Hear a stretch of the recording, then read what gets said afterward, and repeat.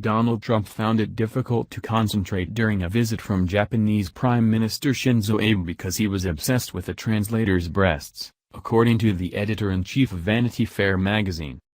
Graydon Carter claimed a source told him the U.S. president admitted he was preoccupied with a woman during Mr. Abe's stay in Washington, D.C. and visit to Mr. Trump's Mar-a-Lago resort in Florida last month. During the visit in February, it was reported Trump crafted his response to a North Korean ballistic missile test in the crowded dining room of the club. It was the test of President Trump's vow to get tough on isolated North Korea, which tested nuclear devices and ballistic missiles last year at an unprecedented rate. The president told an acquaintance that he was obsessed with the translator's breasts, Mr. Carter wrote in his latest editor's letter for the magazine. He added that Mr. Trump had expressed this in his own, fragrant fashion.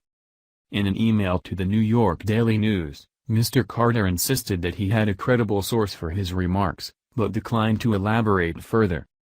Mr. Carter has an ongoing feud with Mr. Trump and has used all of his editor's letters to attack the president since he was elected. His headlines have included, Donald Trump, a pillar of ignorance and certitude, Trump's White House, the gang that couldn't shoot straight, and the most recent one, containing the allegations about the translator, is entitled, The Trump Presidency is Already a Joke.